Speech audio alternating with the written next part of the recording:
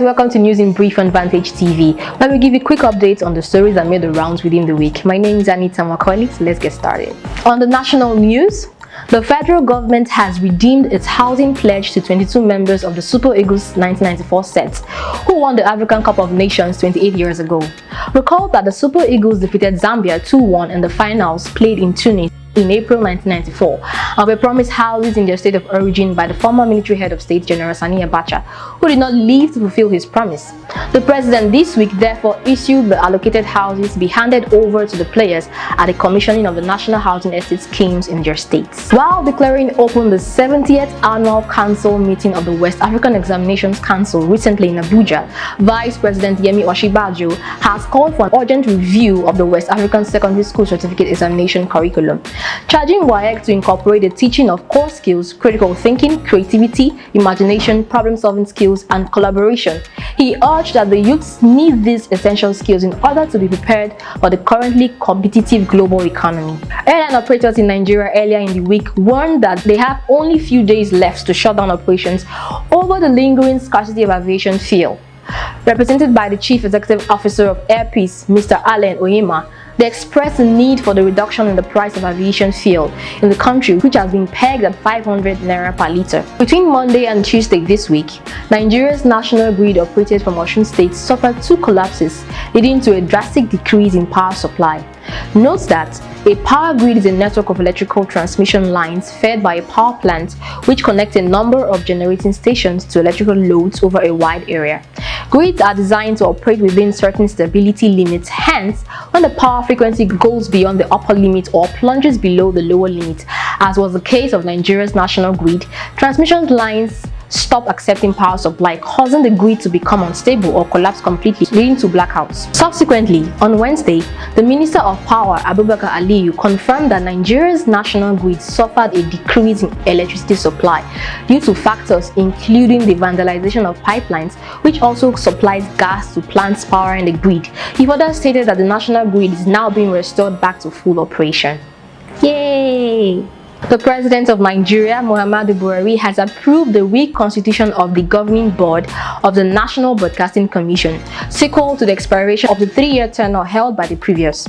On Wednesday, the new chairman of the board of the NBC, Honorable Bashir Bolarinwa, was announced as the head of the board members, representing the various interests of the commission.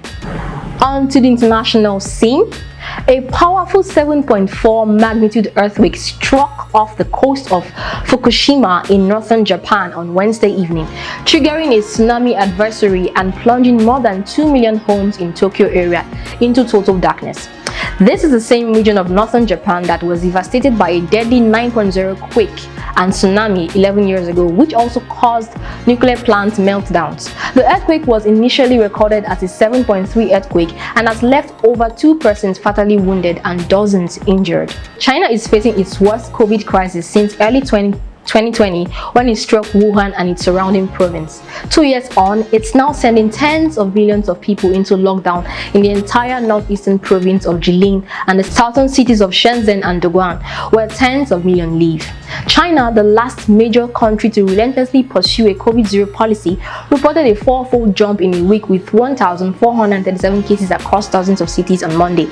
And with that, there is no sign the country is willing to adopt the living with the virus idea. Ukrainian President Zelensky, via video link from the Ukrainian capital Kyiv, invoked the Pearl Harbor attacks and the September 11 terror strikes on America, as he pleaded with the US Congress to do more to aid his embattled country, which has been facing Russian invasion for nearly 4 weeks. Zelensky, who has dropped hints about his non-expectation of Ukraine joining NATO anytime soon, asked the US to implement a no-fly zone over Ukraine to stem the Russian attacks, which permits NATO to take over the air and shoot down enemies to protect civilians on the ground.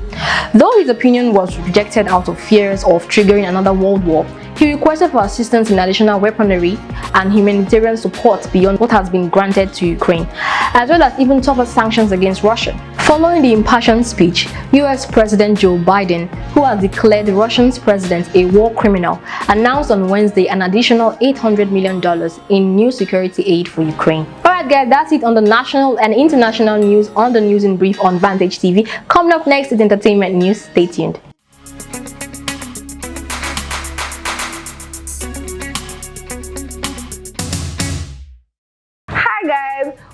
entertainment on the news in brief, where you get the juiciest stories that made the rounds this week. Without further ado, let's get right into it. Justin Dean, husband to social media sensation Cora Obidi, announced only days after welcoming their second child that their marriage of 4 years was headed for a divorce.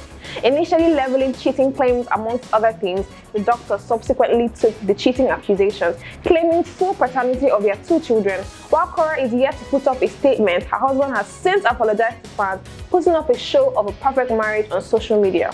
Baba donates recording studio to OAU. As seen on his social media feeds, Nigerian ace singer Innocent Baba Idibia recently commissioned an ultra-modern recording studio to the music department of Obafemi Awolowo University. After unveiling the multi-millionaire studio at Osun State, he added that Benue State University was next on his list. He knew critics would come for him for not kicking off the gesture from his hometown. Sharp guy. Davido bags new gifts. Earlier this week, Davido took to Twitter to shower his dad with loads of gratitude after waking up to discover that his old man gifted him with an expensive piece of the luxurious Banana Island in highbrow Lagos.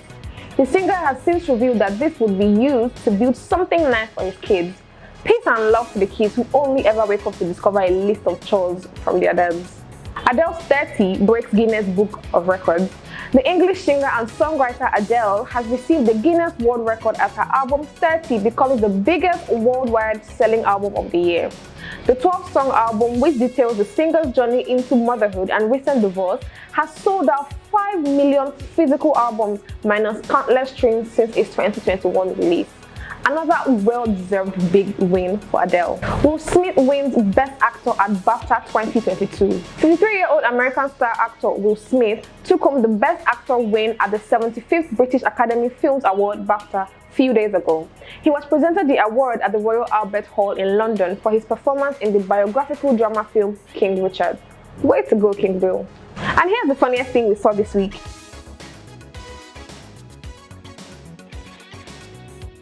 That was News in Brief on Vantage TV. Don't forget to like, share, and subscribe. Bye.